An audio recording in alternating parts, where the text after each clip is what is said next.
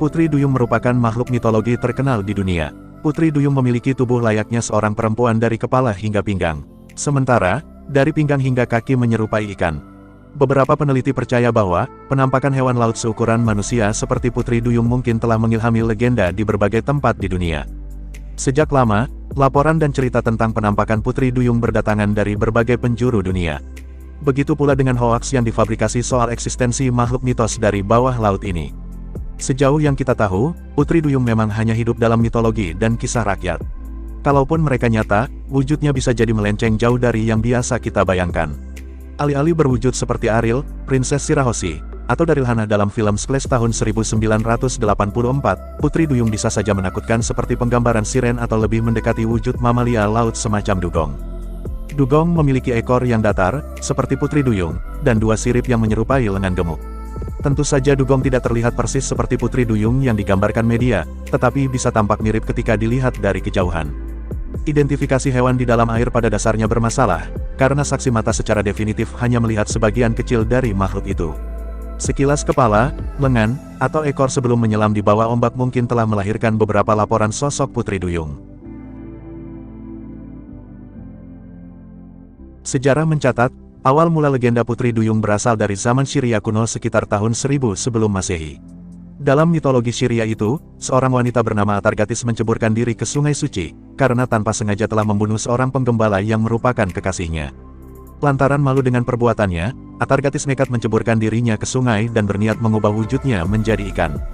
Namun, karena parasnya yang sangat cantik, air Sungai Suci itu hanya bisa mengubah separuh tubuhnya menjadi ikan. Sehingga bagian kepala sampai pinggangnya berwujud manusia, sedangkan pinggang sampai kakinya berubah menjadi ikan. Di Babilonia, masyarakat menyembah Putri Duyung sebagai dewa laut, Oannes yang digambarkan sebagai duyung jantan.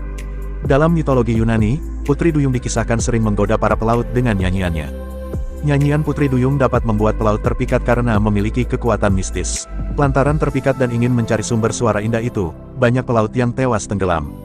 Di Eropa, legenda Putri Duyung dikenal melalui buku cerita dongeng karya Hans Christian Andersen, berjudul The Little Mermaid, yang diterbitkan tahun 1837. Buku ini menceritakan kisah Putri Duyung muda yang jatuh cinta pada seorang pangeran yang ia selamatkan di tengah badai.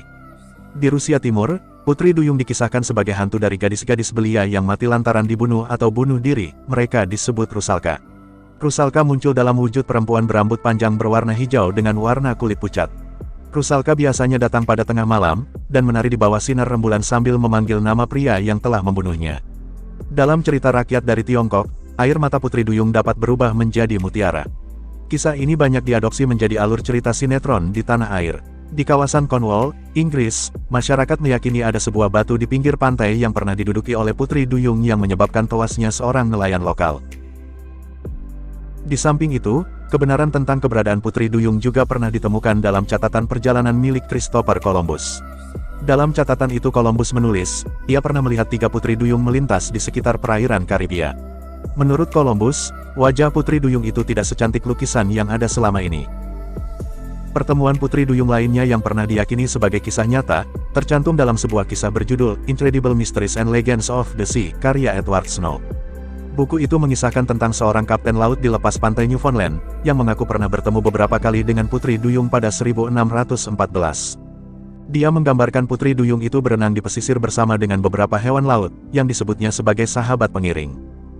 Dalam berbagai tradisi, Putri Duyung memiliki berbagai kemampuan supernatural, selain berwujud setengah manusia setengah ikan. Beberapa cerita mengatakan, Putri Duyung bisa mengubah tubuhnya, atau menjadi manusia untuk dapat berjalan di darat. Sedangkan, dalam cerita di Skandinavia, ikan duyung disebut Havfine, mereka dianggap bisa melihat masa depan. Kehadiran Putri Duyung juga dipercaya sebagai pertanda buruk. Menurut pelaut, melihat ikan duyung berarti akan ada badai yang berbahaya. Namun, semua itu kembali pada keyakinan masing-masing. Kalian boleh percaya atau tidak. Bagaimana menurut kalian?